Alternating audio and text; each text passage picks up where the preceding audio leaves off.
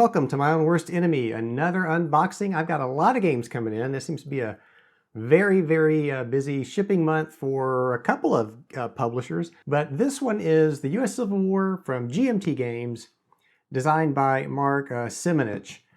So this is a game that I have wanted to own for many years, and I never got around to buying it, never really got around to looking for a used copy or anything. So I decided to go ahead and pre-order it on GMT Games P500. I did that a while back, and finally here it is. So I thought we would just take a quick look at what is inside of this hefty box.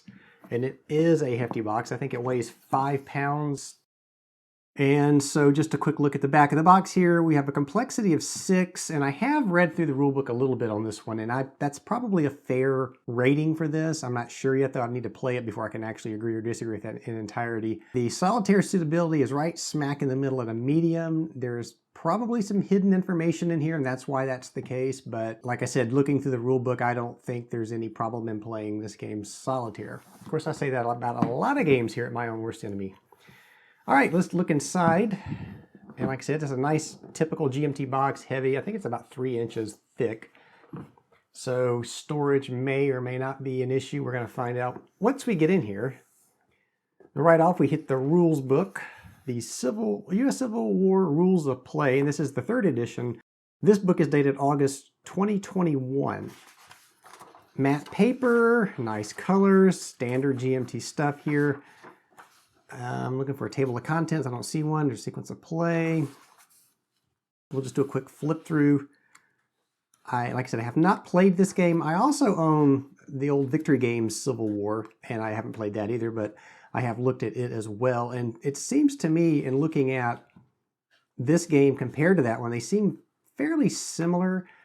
In my reading on both of these games, there is some talking points that this game, the U.S. Civil War from GMT, is kind of like Victory Games Civil War, but not quite as detailed, perhaps.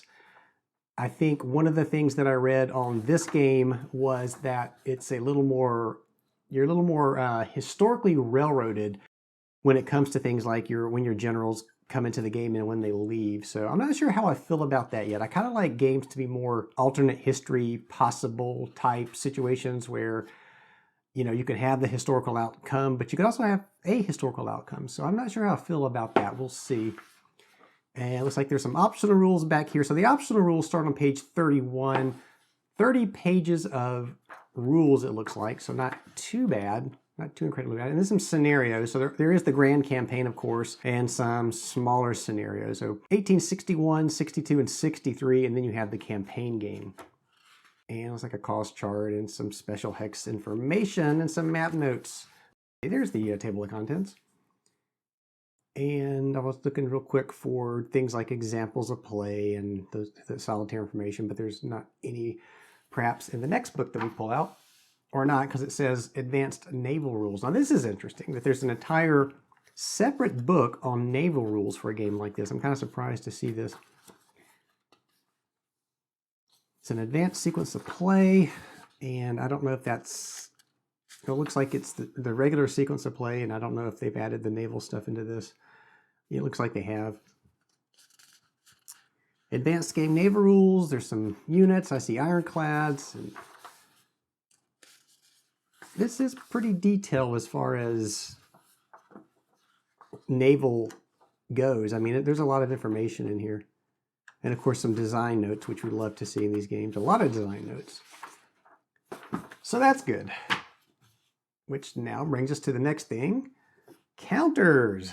And we have not many counters. Not many counters at all, actually. So this looks like the Confederates and the Union. So we have, you can see if I can get a better picture here for you. These are the Confederates. You can see the leaders at the top there, and then I'm assuming these are the Army markers. Let's flip it over and see. Yeah, it looks like maybe those are control markers. So those are probably control markers. And there's some victory points. It looks like markers.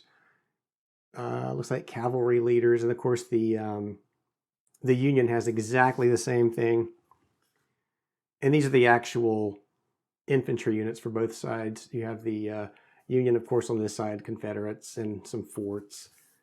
Strength points, so you'll be using the strength points to determine the outcome of the combat, the battles. And these are just some informational type markers, turn markers, and things like that. So not a lot of counters in this game. And then next we have the Army displays. There's the Army of Tennessee, Northern Virginia, Mississippi in the west, and of course the Potomac, the Cumberland, the Southeast, and the Army of the Tennessee for the Union. And a setup card for the scenarios. That's kind of nice to have. These are the heavy card stock type cards, so that's appreciated.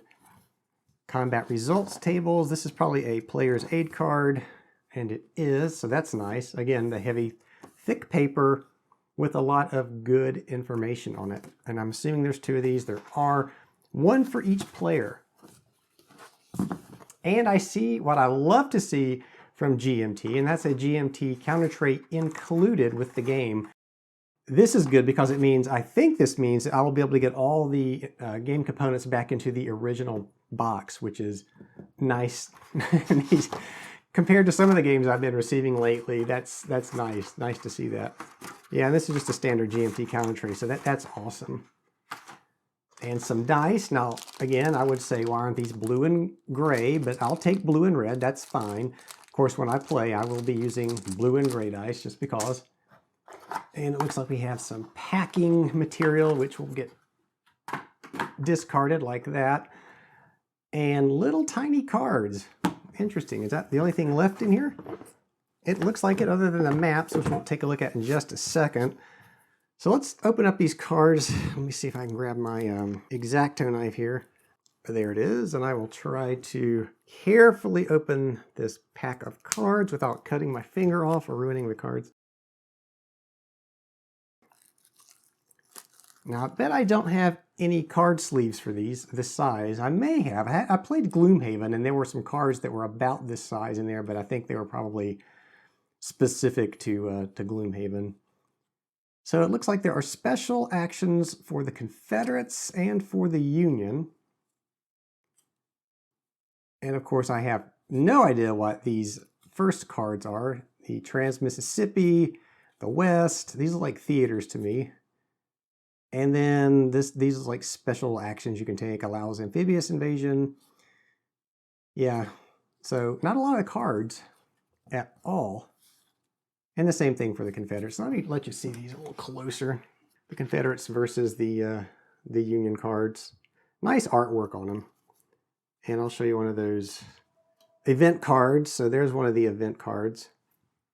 And finally, we have the maps. And there are 2 of these. They are not paper maps, they are mounted maps. I'm going to clear off the tabletop here to see if I can get both maps on the tabletop. And of course, this will also dictate whether or not we can actually see a playthrough of this in its entirety, or at least its entirety as far as maps are concerned. So there's one, it looks like it will actually. I think these maps are going to fit nicely on this table, which means there will be a playthrough at some point. But I've got to do War for America first. That's the next one I want to get to the table. After, of course, I finish Pea Ridge, Battle Hymn Pea Ridge. So here's the map in its entirety. It is a very nice map. You've got your terrain keys, you've got displaced units over here. It looks like a random states table. No idea what that's going to be used for. Action cycles, status track, turn record track with a lot of information on it. Very nice map. It is not glossy at all. So this, as you can see on camera there, it's going to look good when I do the playthrough. No reflections. And of course, I'll have it to where it lays flat when I do the playthrough.